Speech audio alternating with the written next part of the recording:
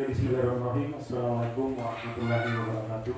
Waalaikumsalam warahmatullahi wabarakatuh. Alhamdulillahirabbil alamin. Wassalatu wassalamu ala asyrofil anbiya'i wal mursalin sayyidina Muhammadin wa ala alihi wa sahbihi ajma'in. Amma ba'd. Pada hari ini kita bertemu bersama-sama dalam rangka mengikuti kegiatan Bapak dan Ibu CGP di SDN 73 Sudut yang insya Allah pada sore hari ini kita melaksanakan kegiatan kolaborasi. Adapun susunan acara yang insya Allah kita lalui pada kesempatan sore hari ini, yang pertama menyanyikan lagu Indonesia Raya. Kemudian yang kedua, sepatah kata dari Ibu Kepala SDN 73 Sudut. Yang ketiga, diseminasi budaya positif oleh Marhama SPD dan Hamka SPD CGP Angkatan 11 Kabupaten Endrejong. Dan yang terakhir adalah penutup. Untuk mengantisipasi waktu, marilah kita membuka acara ini dengan mengucapkan basmalah. Bismillahirrahmanirrahim. Acara kedua, menyanyikan lagu Indonesia Raya. Hadirin dimohon berdiri.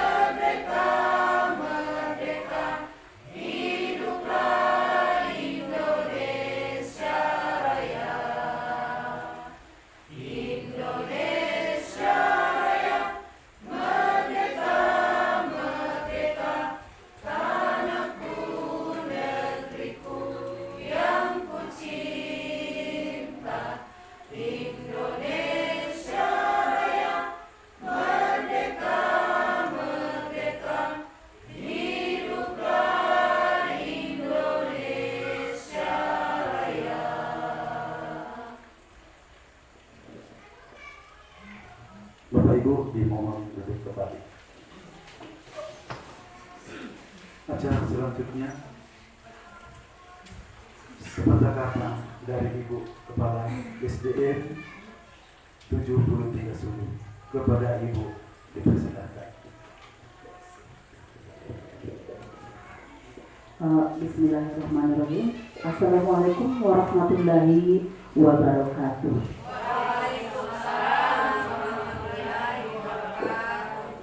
Terima kasih banyak. Hari ini hari yang cukup membanggakan buat kita semua di mana pada pagi hari ini teman-teman kita dari calon guru penggerak angkatan 11 Kabupaten NTK insya Allah akan melakukan pemaparan diseminasi budaya positif.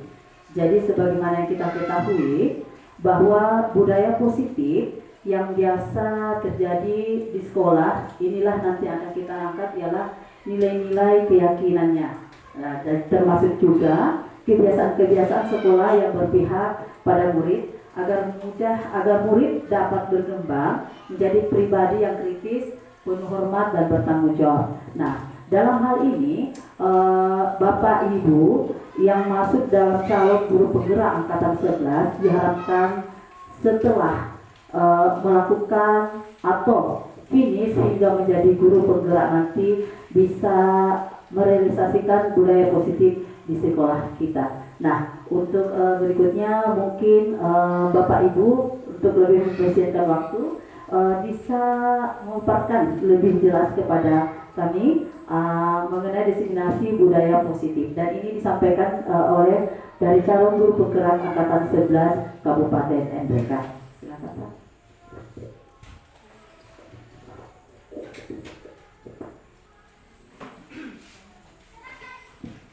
Itulah tadi sepatah kata dari Ibu Kepala SDN 77 dan kami ucapkan terima kasih banyak.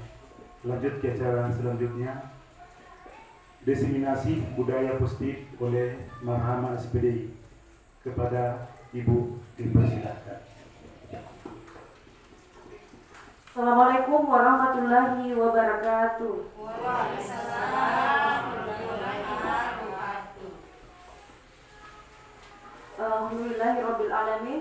Terima kasih atas kesempatan. Saya dulu ucapkan terima kasih kesempatan kepada Bapak Ibu guru meluangkan waktu dan kesempatannya untuk sharing. Kami ingin sharing tentang diseminasi budaya positif oleh Pak Hamka dan saya sendiri Ibu Ma. Oke, langsung saja ya.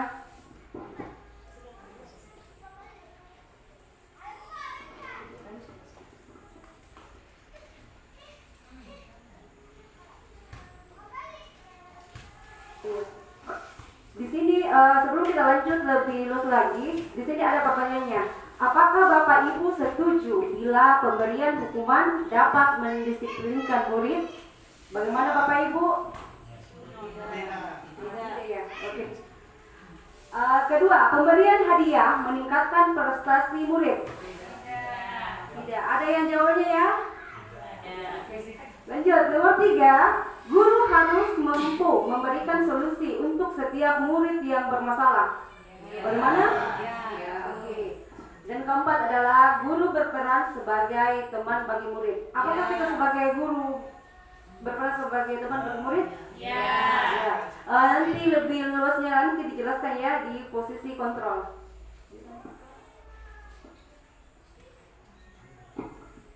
Oke, lanjut ya. Apa itu budaya positif? Apa itu budaya positif? Ada yang bisa dulu menjawab? Ya, bisa urus? Oke, jadi budaya positif adalah perwujudan dari nilai-nilai atau keyakinan universal yang diterapkan di sekolah. Kira-kira nilai-nilai atau keyakinan universal apa yang sudah ada di sekolah kita? Yang mengucapkan salam. Oh iya. Oke, bagus. Mengucapkan salam, kemudian bersalaman. Oke, serius. Oke, jadi itu semua adalah budaya positif yang sudah diterapkan di sekolah kita. Oke. Oke, jadi di sini ada konsep-konsep inti untuk menciptakan budaya positif. Jadi sebentar dijelaskan ada 6. Yang pertama adalah disiplin positif. Yang kedua, motivasi perilaku manusia. Yang ketiga, keyakinan kelas atau keyakinan sekolah. Yang keempat, kebutuhan dasar manusia, posisi kontrol seorang guru, dan yang terakhir adalah segitiga restitusi. Dari keenam ini, di sini di slide selanjutnya kita dulu bermain ya. Bisakah Bapak Ibu mengepal tangannya? Jadi Anda dan teman-teman Anda, maksudnya teman-teman Anda berpasangan ya di sampingnya. Oke. Iya. Pak Saing sama Ibu Dan. Oke.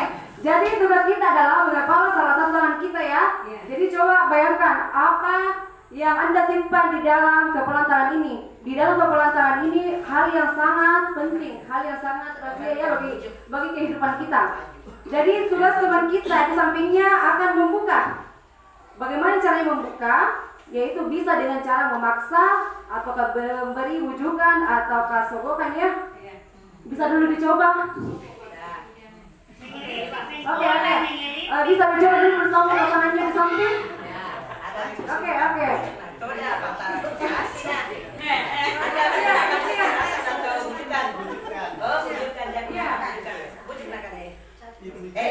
Bisa dengan cara bujukan, bisa dengan marah atau apa. Kepalanya kita harus dibuka. Ya.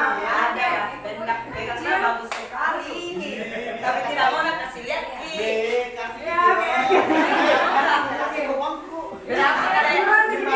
Pak sedikit sekali. Pasti sedikit. Tidak bisa. Ayo nasi goreng. Pakai ayam nggak tahu dah. Oke. Sate apa? Kambing. Oh ya Pak dari. Oke, ada yang membuka? Ada yang tidak? Ada yang tidak. Oke, siapa yang membuka? Dibujuk. Ya itu tergantung. Oh iya. Jadi ada yang membuka karena adanya bujukan rayuan. Iya.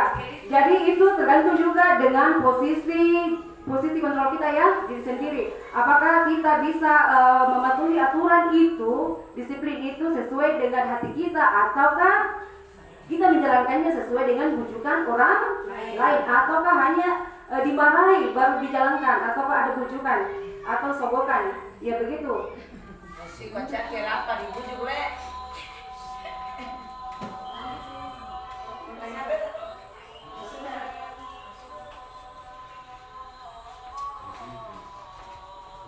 Ambilnya siswa atau dimarahin kile? Iya. Mungkin ada. Ya. Semuanya berbeda-beda. Oke.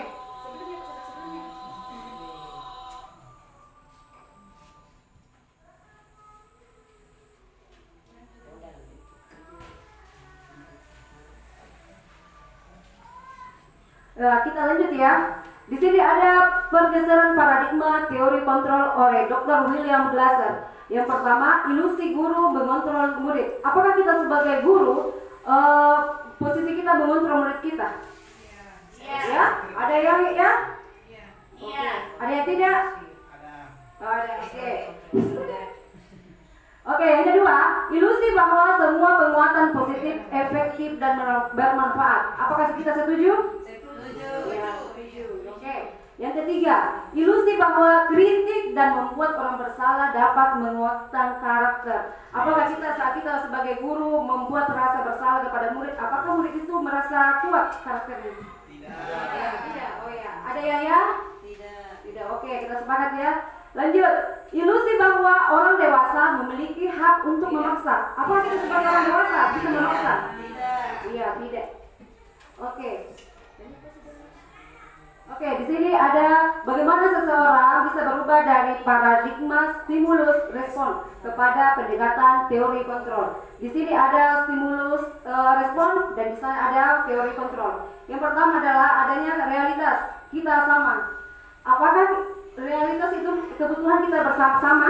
Tidak. Oke. Teori kontrolnya adalah kebutuhan itu kita berbeda. Setiap manusia itu memiliki kebutuhan yang berbeda. Oke. Yang kedua, semua orang melihat hal yang sama.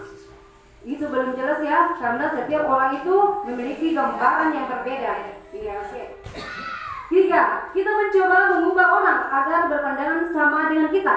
Apakah bisa dipaksa seseorang? Tidak. Kita berusaha memahami pandangan orang lain tentang dunia, karena masing-masing kita memiliki pemikiran yang berbeda. Oke.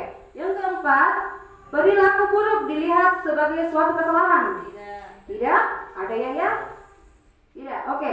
Jadi teori kontrolnya adalah semua perilaku memiliki tujuan. Oke. Yang kelima, orang lain bisa mengontrol saya. Apakah Bapak Ibu guru bisa mengontrol saya? Ya. Teori kontrolnya hanya saya yang bisa mengontrol diri saya sendiri ya. Oke, selanjutnya saya bisa mengontrol orang lain.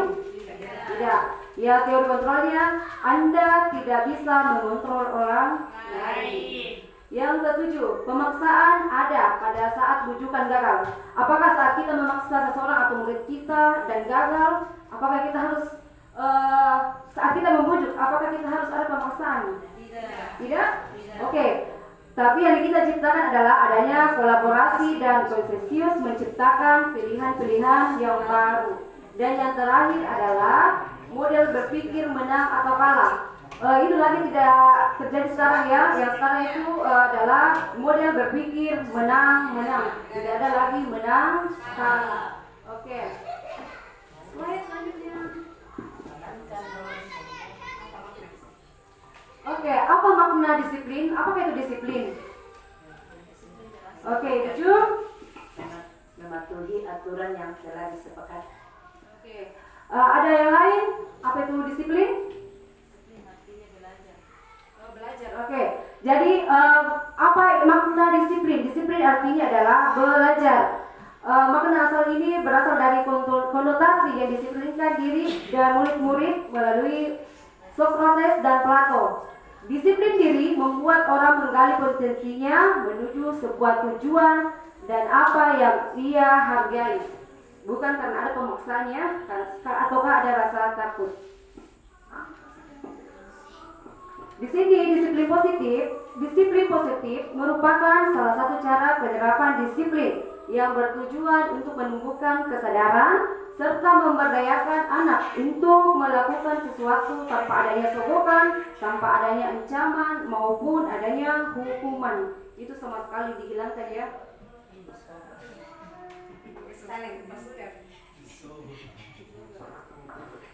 Jadi nilai-nilai tadi, nilai-nilai universal tadi ada di selalu diajarkan oleh kepada anak-anak kita, yaitu dalam profil pelajar Pancasila.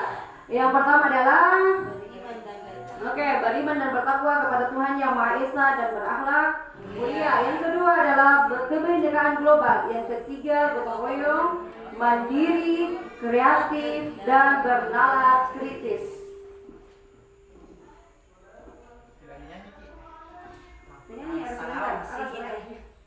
Oke, di sini ada motivasi perilaku manusia.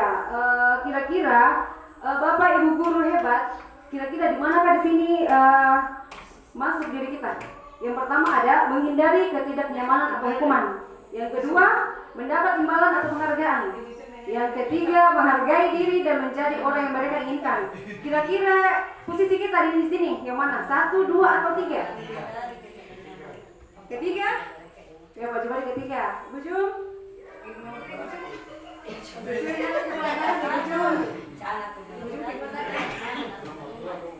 Kedua apa saya? Oke. Ada yang lain nomor 1? Ibu dia. Jadi otomatis nomor 1 menghindari ketidaknyamanan hukuman ya. Iya. Iya. Mendapat imbalan atau penghargaan terkadang ya. Kita juga. Di sini yang terbaik adalah menghargai diri dan menjadi orang yang mereka inginkan. Itu yang sangat penting. Di nomor 3.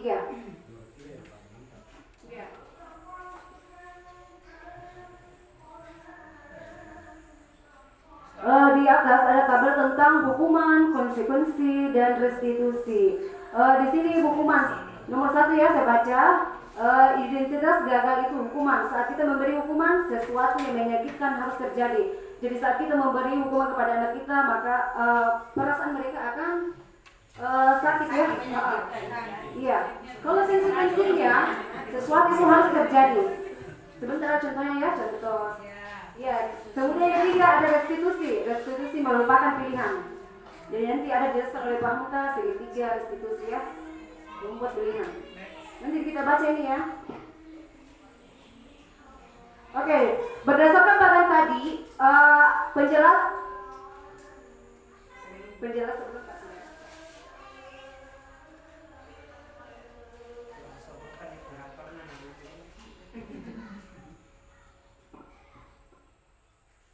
Oke, kita lanjut ya. Berdasarkan pada tadi di atas, ada penjelasan tentang hukuman, restitusi, dan konsekuensi. Di sini ada hukuman. Hukuman yaitu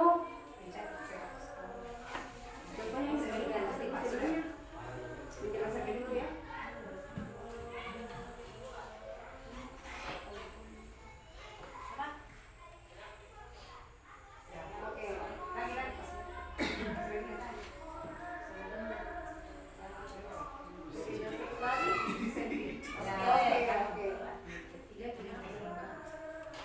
Oke, di sini lanjut ya.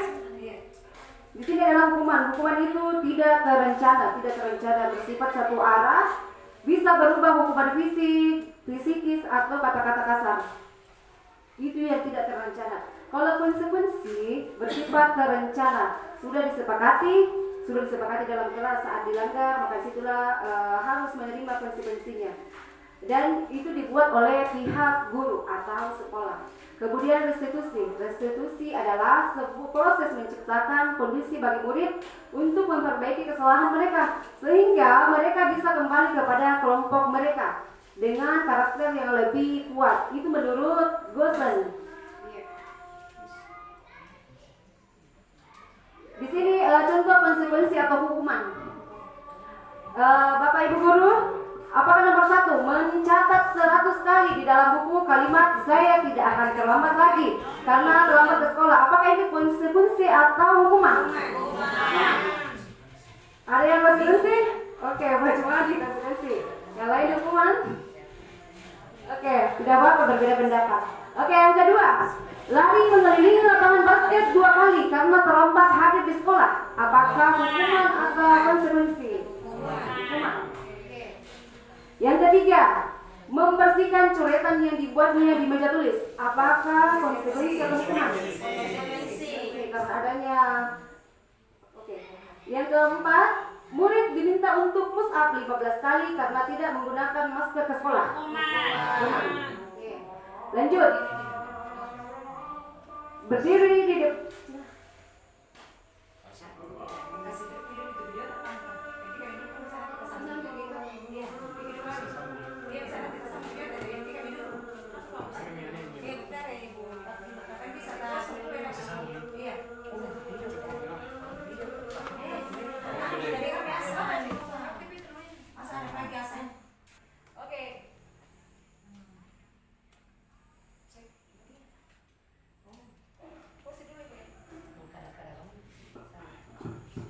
Oke, selanjutnya nomor 4. Murid diminta untuk push up 15 kali karena tidak menggunakan masker ke sekolah. Apakah itu sebuah hukuman atau konsekuensi?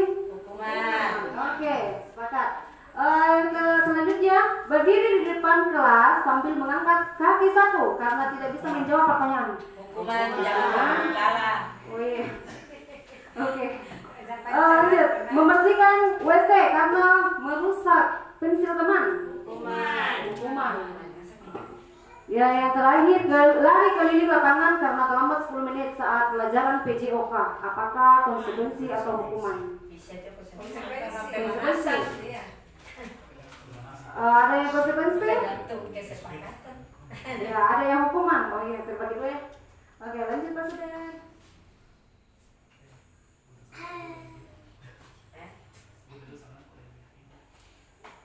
Oke, di sini ada dihukum oleh penghargaan. Pengaruh jangka pendeknya dan jangka panjang.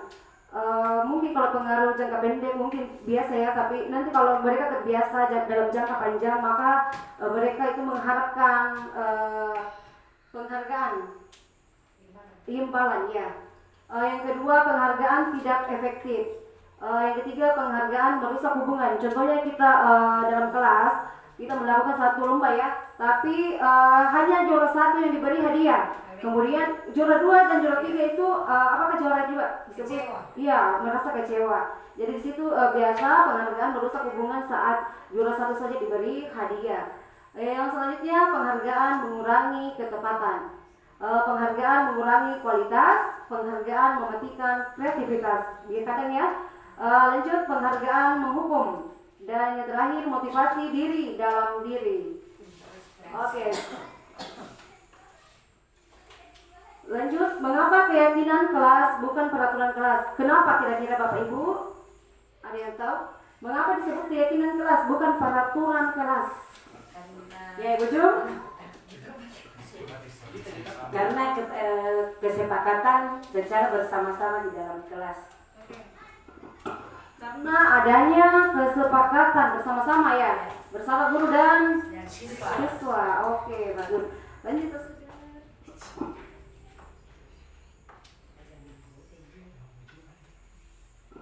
Oke, ada lagi pertanyaannya ya. Mengapa kita memiliki peraturan tentang helm, penggunaan helm pada saat mengendarai kendaraan roda 2? Kenapa bisa? Sebagai pengaman ya? Ya, sebagai pengaman. Oke.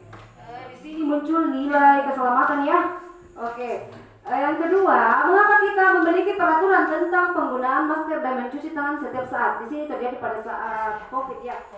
Di sini kira-kira nilai apa yang muncul? Ini ya bagus, nilai kesehatan.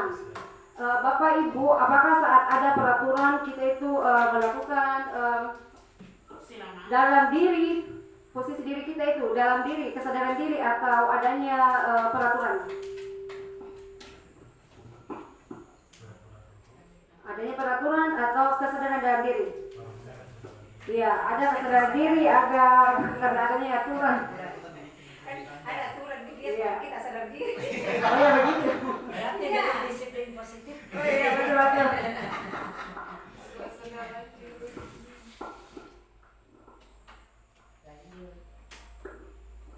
Oke, jadi di sini jelaskan keyakinan kelas itu dibuat berdasarkan adanya kesepakatan antara guru dan murid yang bersifat universal. Sedangkan kalau peraturan itu biasanya hanya dibuat oleh guru saja yang bersifat hanya satu arah. Ya, sudah jelas tadi yang dijelaskan oleh Ibu Ju. Oke, saat pembentukan keyakinan kelas, apakah di kelas kita sudah ada keyakinan kelas Bapak Ibu Guru? Sudah. Ya, oke. Jadi itu dibuat di awal semester ya. Di sini yang pertama dilakukan adalah mempersiapkan warga sekolah atau murid untuk mencurahkan ide tentang peraturan yang akan disepakati. Jadi seluruh siswa murid dalam kelas itu bersedia untuk menulis apapun yang ada di pikirannya, idenya ya, dituangkan di dalam tulisan. Kemudian setelah itu mencatat semua masukan.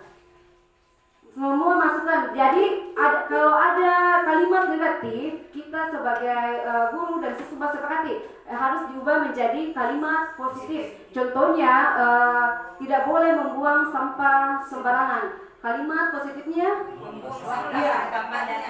buanglah sampah pada tempatnya.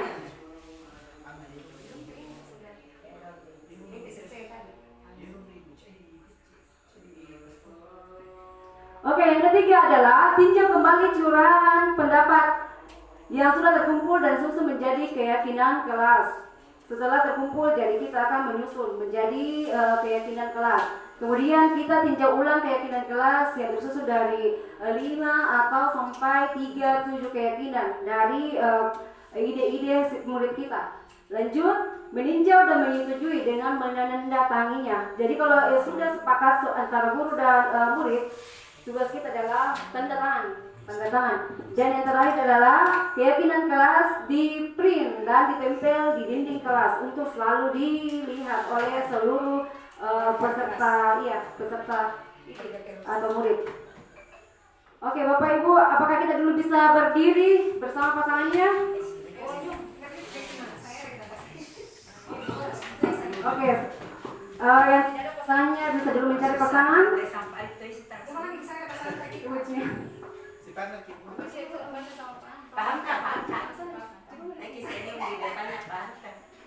Oke, jadi sedikit dulu sebelum masuk pemaparan oleh teman saya. Jadi kita mau berhadapan bersama pasangannya, berhadapan. Oke, iya berhadapan. Jadi 10 detik mulai dari saya hitung 1, 2, 3, 10 detik kita senyum ya, berhadapan dengan pasangannya. Oke, 3, 2, 2, 1. 10 detik dimulai senyum bersama pasangannya. Tatap pasangannya. Tatap, ya.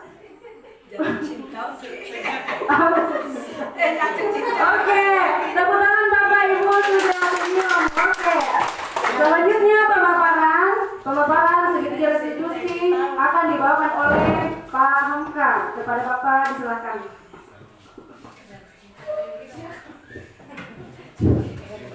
Demikian tadi pemaparan oleh Ibu Marhama yang sangat luar biasa. Beri aplaus dulu untuk.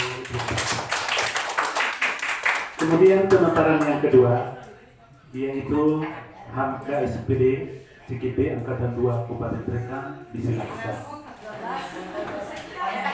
Angkatan 11.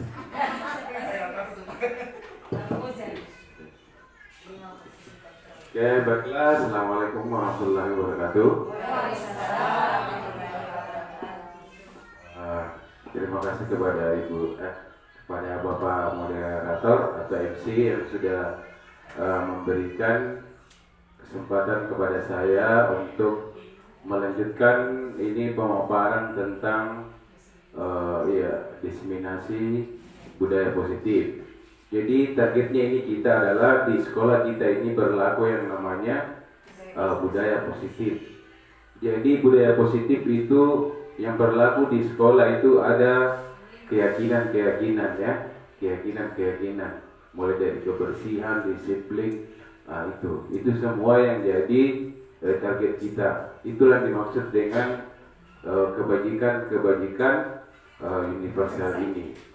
Nah, dengan demikian kalau sudah keyakinan yang berlaku, apakah sekarang muncul pertanyaan, kalau begitu bagaimana dengan peraturan? Apakah dalam sebuah sekolah di masyarakat secara luas itu tidak perlu lagi ada peraturan kalau sudah ada keyakinan yang berlaku? Ini biasanya muncul pertanyaan seperti ini. Bagaimana jawaban kita? Jadi kalau itu tidak usah lagi ada tata tertib. Iya, tetap ada ya. Iya. Jadi kalau memang peraturan itu harus tetap ada, apa fungsi keyakinan di sini? Iya. Apa fungsi keyakinan tak? Misalnya tadi ada aturan memakai helm ya, berkendara itu memakai helm. Jadi itu aturan dalam masyarakat yang mengatur kita. Nah, sekarang kita lihat keyakinan apa yang kita mau usung dengan adanya peraturan seperti itu. Memakai helm. Iya, keyakinan keselamatan. Misalnya ya, oh ini keselamatan. Jadi keyakinan ini berfungsi untuk membangkitkan motivasi intrinsik kita dari dalam ya. Jadi nanti iya, ada aturan atau tidak, ada polisi atau tidak, iya, tetap kita menggunakan helm. Kenapa? Karena itu keyakinan keselamatan kita yang ada dalam diri kita ini yang sudah mempengaruhi kita. Nah, itulah nanti yang berusaha kita wujudkan di sekolah kita kepada murid-murid kita. Ada keyakinan yang dia pegang. Jadi saat mereka berjalan lihat sampah langsung dipungut. Tidak usah disuruh lagi. Kenapa? Kan itu ada keyakinan tentang oh ini kebersihan. Kalau sekolah bersih ini manfaat yang saya dapatkan. Jadi motivasi dari dalam seperti itu yang berusaha ingin kita bangkitkan. Makanya itulah ini menjadi awal pemaparan kita ini tentang budaya positif. Oke, kita lanjut ke posisi 5, posisi kontrol guru. Ada penghukum, membuat merasa bersalah teman, pemantau dan manajer. Ini kan kita sekolah penggerak ya. Jadi materi seperti ini sudah tidak asing lagi, sisanya penyegaran dan penerapannya. Di antara kelima posisi ini yang mana yang paling ideal? Tunggu dulu. Jadi yang paling ideal adalah sebagai manajer. Iya. Posisi manajer. Kenapa? ini tadi ya, di antara semua posisi ini yang bisa membangkitkan motivasi intrinsik siswa itu adalah manajer. Karena di manajer itu ketika anak bersalah, anak berusaha diberikan pemahaman supaya anak-anak itu sadar dengan kesalahannya, menyadari kesalahan dan berusaha untuk memperbaiki kesalahannya. Sini di posisi manajer ya. Yang keempat ini belum sampai pada tahap itu. Terkadang kita melihat ada anak hari ini bersalah, besok mulai lagi, selalu kambuh. Kenapa? Ini tidak ada nilai menghargai dirinya sendiri.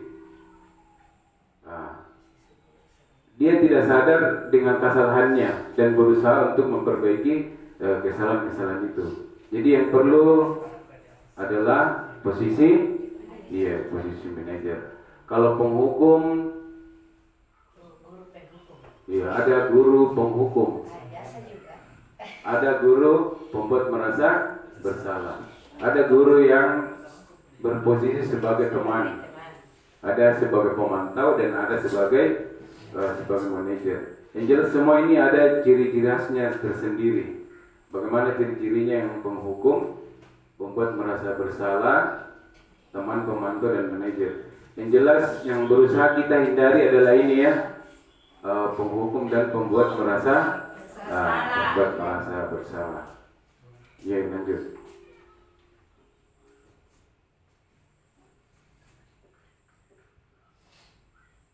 Ini contoh video posisi kontrol guru. Coba kita simak videonya. Kira-kira dia di posisi apa? Ayo.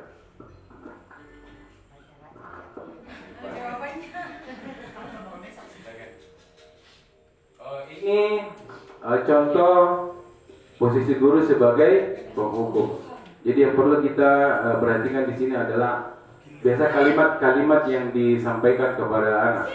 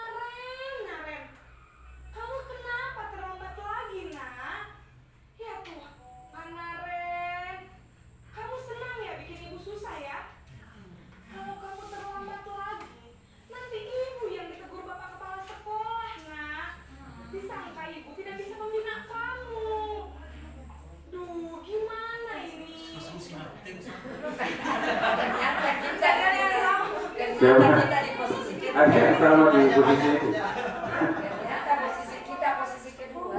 Terus, sekarang ibu harus tulis apa ini di buku absen? Ini kamu sudah sering terlambat loh. Ibu harus apa coba? Ya sudah, lain kali jangan bikin ibu susah lagi ya nak ya. Gini terus. Bisa jantungan kalau sekolah. Apa jantungan teman ya, rasa bersalah di gara-gara. Sekali.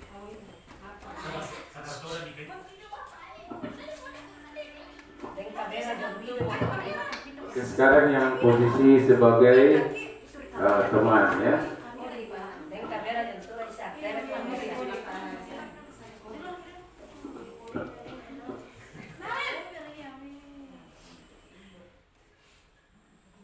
Kalau lu terlambat. Wah, sudah jam berapa ini nak? Terlambat lagi ya saya. Iya bu, habis ibu saya lupa bangunkan saya bu. Kamu malah menyalahkan ibu kamu. Kamu bukannya anak yang larinya paling kencang. Kok terlambat sih? Iya bu, saya memang terlambat bangun tadi. Jadi biarpun saya lari kencang, tetap gak kekejar bu. Ya sudah sana. Nah, lain kali larinya lebih kencang lagi ya. Biar gak terlambat lagi. Bikin seneng ibu. Demi ibu. Bisa kan? Bisa bu. Sudah sana masuk kelas. Ibu beresin urusan absen kamu.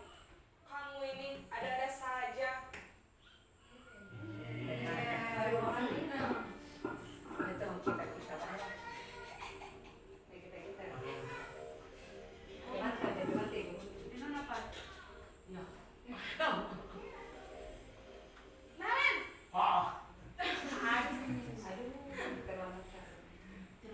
Pagi bu. Naren, apa peraturan sekolah kita tentang jam berapa kita harus masuk sekolah, nak? Kita harus di sekolah jam 7 bu. Iya betul, sekarang sudah jam 7.20. Naren sudah tahu konsekuensinya jika terlambat hadir. Paham bu. Saya harus tinggal kelas pas jam istirahat selama 20 menit. Iya, ada konsekuensinya dari biasa. Jadi nanti jam 9.30 pas istirahat, kamu harus tinggal di kelas, kerjakan tugas tambahan untuk ketertinggalan kamu, ya? Baik bu.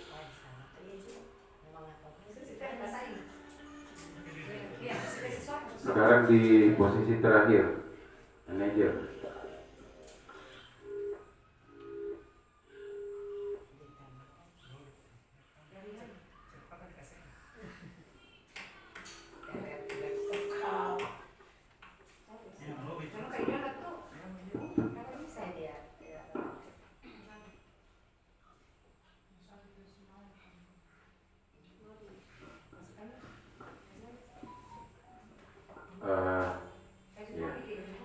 Ya, jadi yang jelas intinya semua posisi ini ada cirinya masing-masingnya, sikap-sikap gurunya sendiri.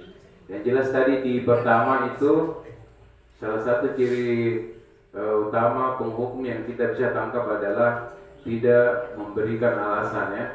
Ketika murid bertanya apa alasannya sehingga saya dihukum seperti ini, guru itu tidak memberikan alasan apapun. Yang jelas tetap dihukum. Itu adalah salah satu ciri guru yang penghukum. Yang jelas intinya di sini kita sudah pahami tadi bahwa yang idealnya ingin kita terapkan adalah posisi sebagai manajer. Coba lanjut.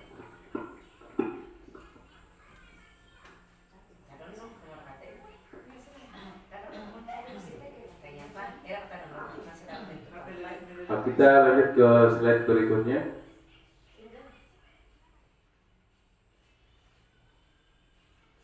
Kira-kira akan mulai set alarm kapan nih, Naren?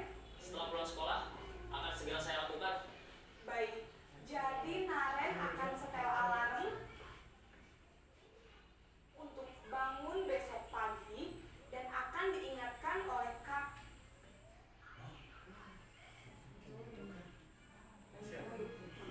Jadi di manajer ini guru itu memberikan solusi. Ya, jadi kalau misalnya dia terlambat bangun, maka guru memberikan solusi bahwa seperti ini yang bagus Anda harus lakukan supaya tidak terlambat lagi. Iya, jadi guru itu baru memberikan kesempatan kepada murid untuk memperbaiki kesalahannya supaya tidak terjadi lagi. Iya. Kemudian selanjutnya, ini adalah ciri-cirinya secara tertulis. Kalau penghukum itu ini yang penghukum tadi Pak.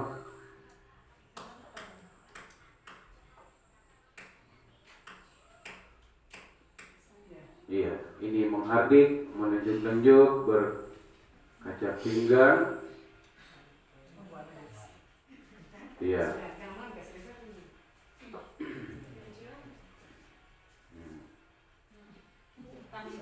Iya.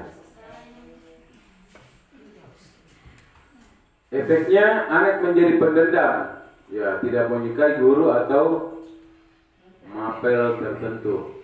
Kemudian pembuat merasa bersalah, ini ciri-cirinya suaranya lembut namun menyalahkan siswa. Nah, seperti tadi contohnya, guru menyatakan kesalahan pada siswa dan guru menderita. Dampaknya membuat siswa merasa bersalah, rendah diri dan menarik diri. Kemudian posisi teman, guru bersikap ramah, cenderung bersenda gurau untuk menghangatkan suasana. Namun dampaknya murid bergantung pada satu orang saja, kemudian membuat siswa tidak mandiri. Jadi semua ada dampak yang negatifnya. Kemudian lanjut ke pemantau. Ciri-ciri pemantau, nada bicara dan ekspresinya. Ekspresi guru itu datar. Identitas berhasil, pemantau tetap memantau saat siswa diberi sanksi. Kemudian dampaknya menghitung hadiah, hukuman yang diberi tanpa melihat nilai dan kebajikannya. Jadi hanya sekedar melakukan kalau diberi hadiah atau imbalan.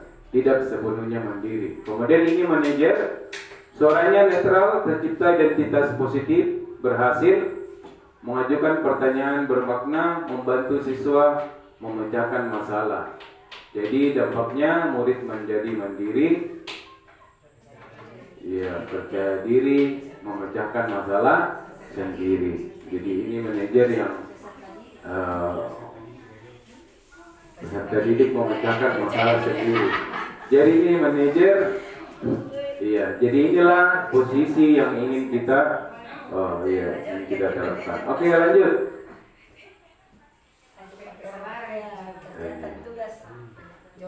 Sekarang kita ke kebutuhan dasar manusia. Ini ada 5. Bertahan hidup, kasih sayang dan rasa diterima, penguasaan, kebebasan dan kesenangan. Ini 5 kebutuhan dasar manusia. Ini kalau di Morita ada juga berlaku ini ya. Maksudnya ini kenapa kita pelajari ini? Biasanya ada tingkah laku yang dari Morita yang agak lain. Ada yang sangat nakal, penyendiri, susah bergaul dengan temannya. Ini berhubungan dengan ini. Jadi menurut penelitian ada kebutuhan dasar yang tidak terpenuhi.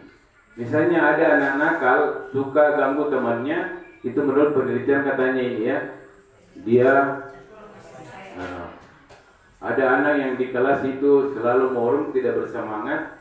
Ini katanya kasih sayang dan rasa diterimanya itu kurang di situ. Mungkin kurang perhatian di rumahnya atau apa. Jadi ini manfaatnya kita mendalami ini kebutuhan dasar manusia. 5 kebutuhan manusia karena itu berhubungan berefek pada perilaku anak. Ya, lanjut.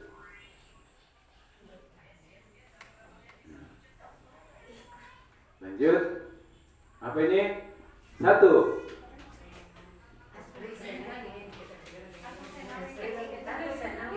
Aku senang main kejar-kejaran dengan ibu guru. Oh, seru. Ibu, 2. Ibu kejar aku karena ibu guru sayang aku.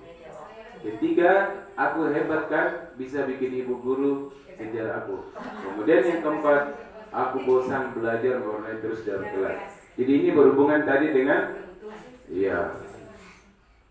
kebutuhan tadi. Jadi di sini ada nampak anak-anak itu terpenuhi kebutuhannya dan tidak terpenuhi kebutuhannya di kebutuhan yang mana. Lanjut.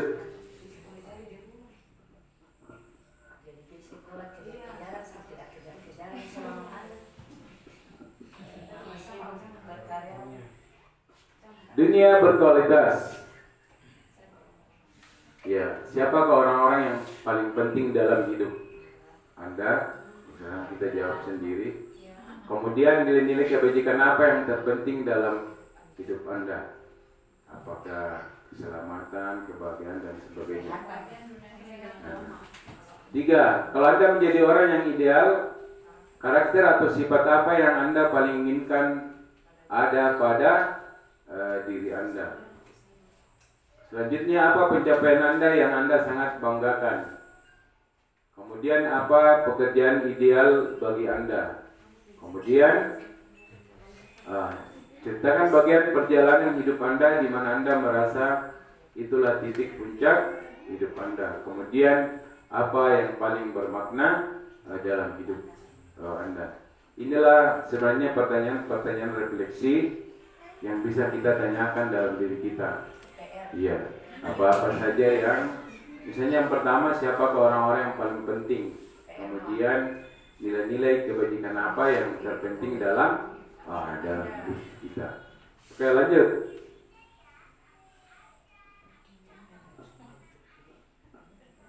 Ini kita masuk di bagian yang terakhir ya, yakni segitiga restitusi. Saya rasa sudah banyak yang mendapatkan ini tentang segitiga restitusi. Ini adalah salah satu bentuk tindakan kepada anak-anak kita yang melakukan kesalahan. Jadi segitiga restitusi. Yang pertama adalah ini, menstabilkan identitas.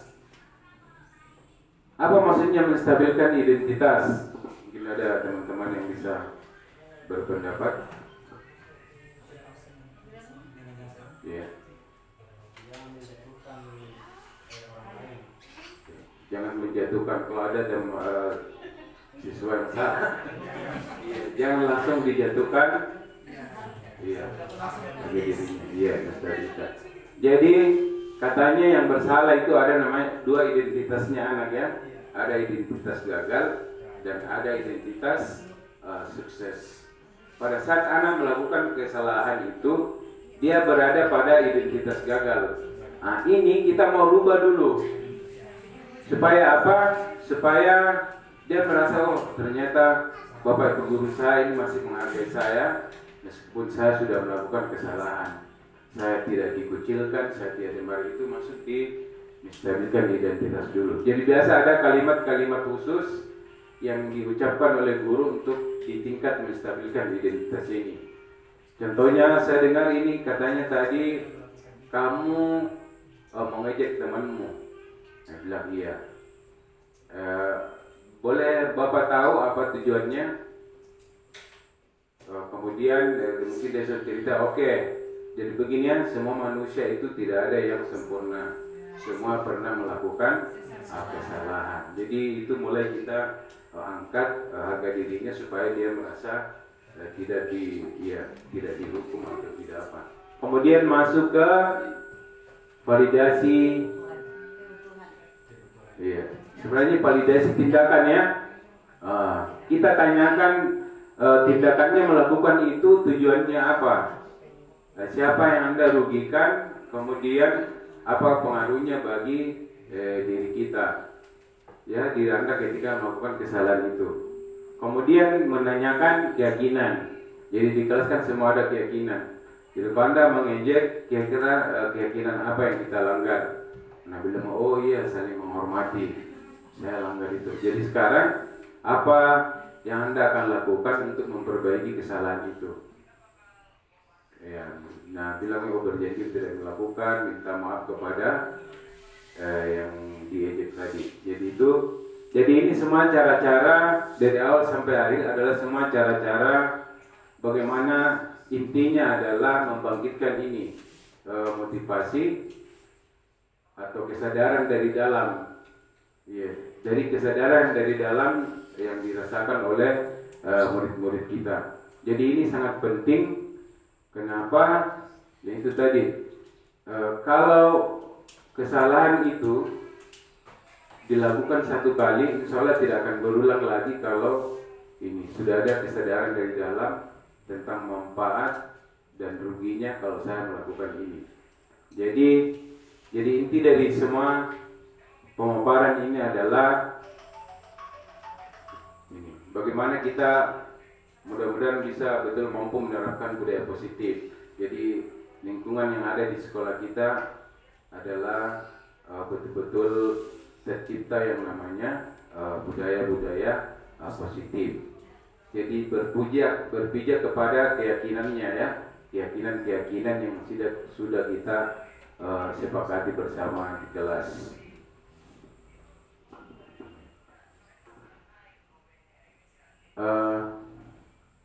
Ini contoh ya. Jadi berikut contoh video segitiga institusi sebelum kita mengakhiri kegiatan kita hari ini.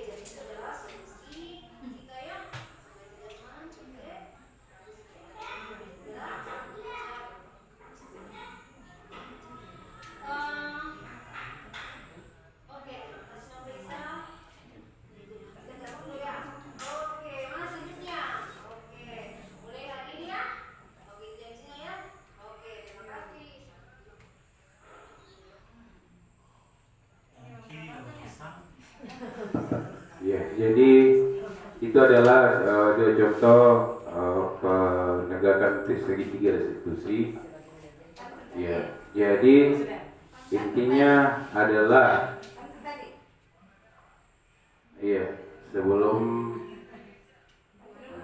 jadi intinya begini, mudah-mudahan kita semua bisa menerapkan segitiga restitusi ini dengan lebih baik lagi dibandingkan dengan yang mungkin lebih ideal, lebih bagus dengan yang contoh yang ditampilkan tadi. Jadi sebagai kesimpulan, mudah-mudahan dengan adanya pemaparan ini kita sebagai yang termasuk komponen warga sekolah punya komitmen secara kolaborasi untuk betul-betul mampu menerapkan budaya-budaya positif yang ada di sekolah kita ini. Iya, terakhir sebelum kita tutup, ini ada pantun. Padi habis, tinggal jerami. Mana cakepnya? Bakar dahulu sampai bersih. Selesai sudah presentasi kami. Cukup sekian dan terima kasih. Hadirin, wabillahi taufiq wal hidayah. Assalamualaikum warahmatullahi wabarakatuh. Waalaikumsalam warahmatullahi wabarakatuh.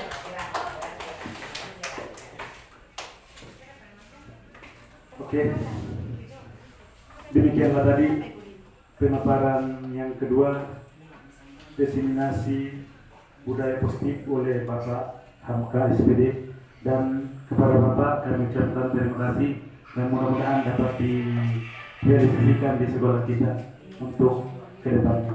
Dan berikan aplaus untuk pemaparan kedua, sangat luar biasa.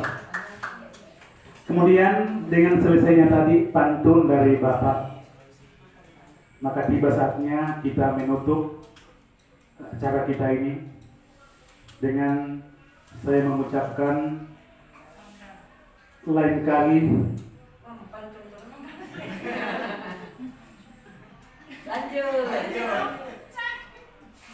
Jadi saya ulangi sekali lagi, lain kali kita sambung bila umur masih panjang. Dan saya akhiri, wabillahi taufiq wal hidayah. Assalamualaikum warahmatullahi wabarakatuh. Waalaikumsalam warahmatullahi wabarakatuh. Di kampung lo ini yang tadi. Saya nggak kurang pantun kocak. Udah waktunya. Pulsa.